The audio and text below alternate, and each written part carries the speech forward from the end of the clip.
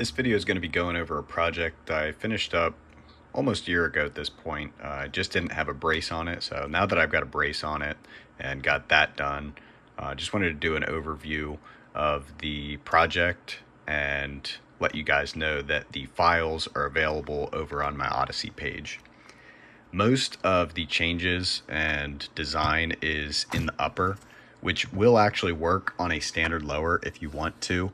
The only things you may have to change is this lug here. You might have to take some of the back of this off because it may interfere with your lower.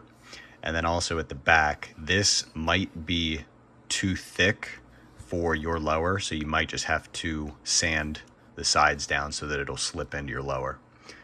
So as far as the design goes, the upper receiver, handguard, pin plate, barrel nut is all printed. I used carbon fiber nylon.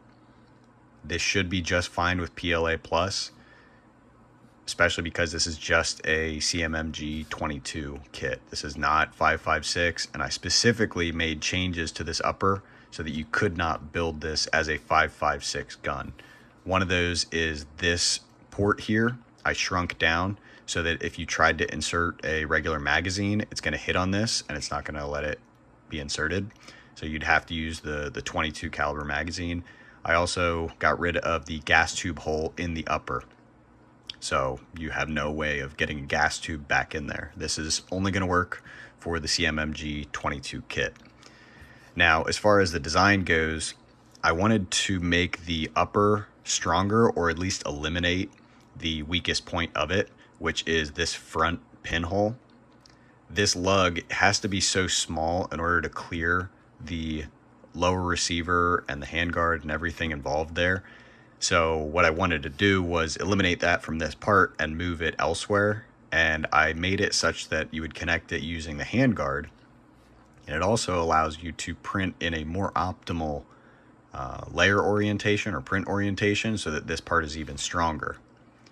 So I'll show you on the computer how all that goes together and why it's a bit stronger than a standard layout. So you can see the purple there is the barrel nut that uses standard threads, the standard thread pattern for the AR receiver. Obviously the red is the receiver. And then the gray is the handguard and that yellow lug there on the bottom. Now, one thing that you can see here is there's this screw on the top that threads into the upper receiver. If you're going to build this, you'll need a tap to tap that hole. I don't remember off the top of my head what size it is. I think everything that I used on this is a 540 American sized bolt or screw.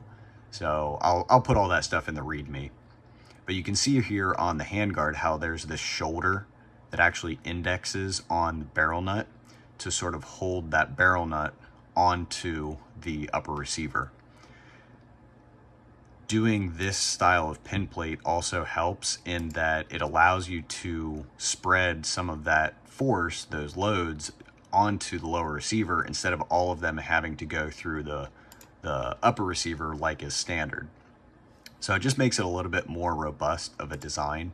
Obviously overkill if you're doing it in aluminum, but with a 3D printed part, you want to sort of spread that load out as much as possible.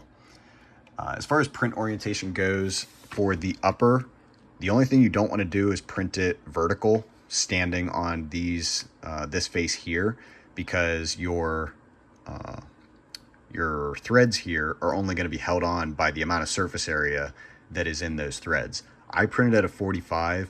Better yet for strength would probably be laying it on this top surface, so then all of your layers are running in this direction. That allows you to screw the nut on, and then in order for that threaded portion to break off the front, you'd actually have to break the material strength instead of just breaking the layer adhesion between the layers. That's pretty much it as far as the upper goes. Now, I used a 10.5 inch barrel, and with this handguard, I have a shoulder onto the barrel so that you don't get a lot of handguard flex. You can see it there, how it interfaces there. If you're going to use a longer barrel, you may have issues with that, so you may have to enlarge that hole so that this will slip over that shoulder that's on the barrel there for the gas block.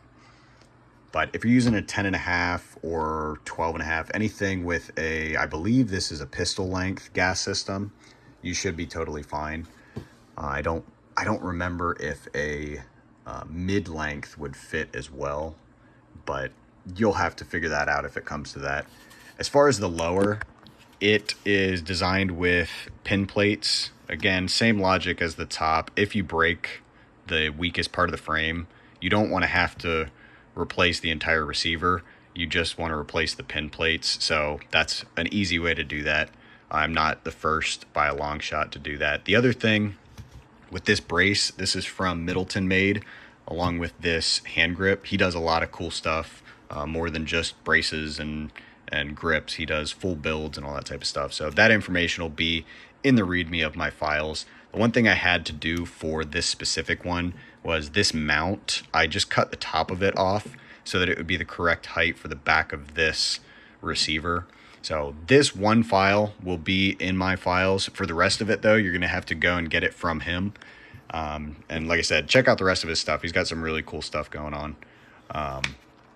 The other thing that I did with the lower was I got rid of the bolt hold open. I know there are companies that make a 22 bolt hold open that works in standard AR lowers, but I just didn't care for it. I wanted to do without, so no bolt hold open on this. And as far as orientation on the lower, I would recommend printing it sitting on this surface here. I printed it at a 45 so that it would match the upper, but it's probably not strongest going at a 45. If you print it with this orientation, it's going to have more surface area on your layers up around this corner. That's pretty much it as far as the design goes. If you have any questions, put them down in the comments and I'll try my best to get back to you.